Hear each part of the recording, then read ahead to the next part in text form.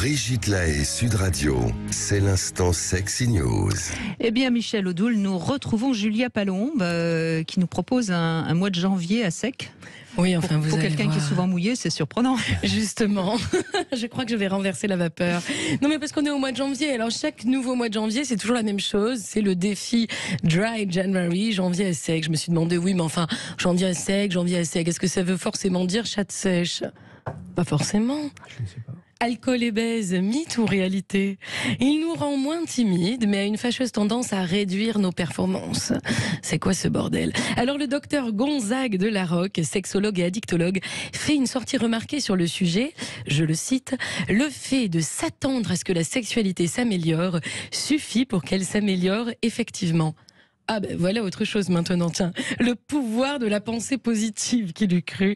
Alors le docteur poursuit néanmoins en ajoutant « Cet effet est d'autant plus important que les personnes sont culpabilisées ou mal à l'aise par rapport à leur sexualité. » Oui, bah alors bien sûr, clairement, si tu n'es pas bien dans ta chatte ou dans tes coucougnettes, ce n'est pas une bonne idée de commencer à boire. Tu risques forcément d'accumuler les problèmes. Conseil d'alcoolique, enfin d'amis. Car on le sait, les effets aphrodisiaques et désinhibiteurs de l'alcool ne sont valables que lorsque le fameux gin on the rocks ou sex on the beach sont consommés avec modération. Bah oui, si t'en bois 4, c'est plus de la désinhibition, c'est de la désinvolture, hein, chérie. Et puis entre nous, les yeux vitreux, la laine de poney et non pas la queue, et la démarche titubante, ça n'a jamais fait mouiller personne, enfin en tout cas pas moi. Alors voilà, toute la machinerie du vice est en marche, hein, en ce mois de janvier. Si tu bois un tout petit peu, les effets sont clairement positifs sur la libido, un fonctionnement érectile plus avantageux chez l'homme, certains diront même un lâcher-prise plus grand chez la femme. Oui, mais enfin seulement si tu bois un petit verre, sinon évidemment les effets s'inversent et puis c'est la catastrophe. Alors j'ai remarqué ces temps-ci que de nombreux artistes viennent se confesser dans les médias, hein, à ce sujet, enfin comme si c'était une surprise de découvrir que les artistes ont tous été alcooliques. Tous, n'exagérez pas, Julia Palombe.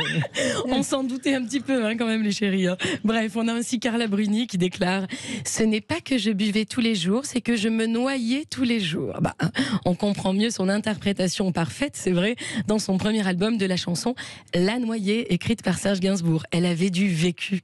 De même que Jérémy Ferrari, hein, qui a fait le tour des plateaux télé dernièrement pour nous raconter en long, en large et en travers son addiction à l'alcool. « Je pouvais boire toute la nuit, le lendemain me lever à 9h et reboire », déclare-t-il à Elisabeth Lemoine dans l'émission C'est à vous. Mais alors le petit malin, il a trouvé la solution. Tadam, un roulement de tambour, une nouvelle addiction. Ah bah oui, lui il est comme ça. Mais enfin plus saine celle-ci, hein. Le sexe. Non, je déconne, le sport. Mais enfin, ça aurait pu être le sexe. Enfin, il faudrait que sa compagne soit bien accrochée, hein. Ok, dès que tu as envie de boire, je te suce. Si le gars a envie de boire toute la journée, elle va avoir des crampes aux mâchoires. Enfin bref. Est-ce à comprendre qu'un excès ne peut être balayé que par un nouvel excès et que l'être humain qui est excessif a forcément besoin de trouver une activité dans laquelle il va dépenser toute cette énergie en trop, mais enfin, de manière saine cette fois-ci. Ah. Jérémy Ferrari lui répond ainsi « Il n'y a que dans l'excès que j'arrive à exister ». Et je ne peux m'empêcher de faire le parallèle avec Carla Bruni, justement, qui chantait dès son premier opus « Je suis excessive, j'aime quand ça dérape, quand tout accélère, moi je reste relax ». Alors en ce mois de janvier, mes chéris, on fait quoi ? Un excès de paix, d'amour et de joie, ça serait pas mal, non ? Enfin, ça fait de mal à personne, je veux dire. Puis tu peux aimer le jour, la nuit, dès que l'envie t'en prend. Moi, j'ai choisi mon camp. L'amour, l'amour, l'amour. Régime strict. À la semaine prochaine. Alors, juste pour anecdote, parce que j'ai trouvé ça assez drôle, j'ai un copain qui est un très bon vivant et qui m'a dit « Moi, je fais le février sec parce qu'il y a moins de jours dans le mois. » Il a raison. Voilà. Bon, cela étant dit, on est aussi dans une société de plus en plus addictive. Et là, c'est pareil. Hein, on se nourrit de l'extérieur pour ne pas vivre de l'intérieur. C'est ça, c'est du compensatoire. C'est purement toutes les addictions de toute façon sont des compensations. Et même d'ailleurs la pratique physique et sportive, parce que ça produit un certain nombre de choses. Le corps n'aime pas l'excès de tout, et donc il répond à l'excès par la sécrétion d'endorphines. Et les endorphines naturelles, quand elles se dégradent, produisent, sollicitent la sécrétion d'ocytocine et de sérotonine, qui sont les hormones de la récompense. Donc la récompense, on l'obtient par l'effort excessif, etc. Et on devient des drogués d'une autre façon. C'est-à-dire, le process, il est toujours comme ça. Et il est évident que lorsque la compensation vient sur l'excès de quelque chose et un comportement extérieur, ça signifie la vacuité.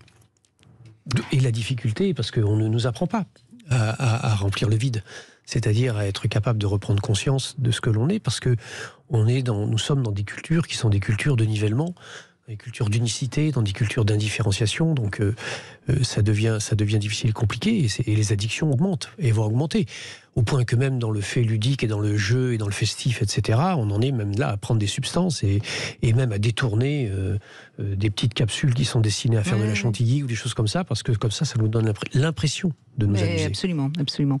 C'est vrai que c'est assez embêtant. Merci Julia Palombe en tout cas, et soyez addict de Julia. Vous pouvez la voir dans son nouveau spectacle Fantaisie, c'est le titre du spectacle. La première aura lieu samedi 28 janvier au théâtre Montparnasse Galabru. Voilà. Oui, au théâtre Montmartre Galabru, je vous attends, et ça va être très imagé, et on va peut-être, en tout cas on prendra que des drogues naturelles, notre joie, notre énergie réunie. Quelle est l'orthographe de Fantaisie ? Fantaisie, c'est international. F-A-N-T-A-S-Y. D'accord, ok. Non. Vous allez rebondir sur Fantaisie en français ? Oui, bien sûr. Un petit peu de fantaisie, même en français, ça me va. Absolument. Dans toutes les langues. Je la prends dans toutes les langues, la fantaisie. Merci Julia. Merci Brigitte.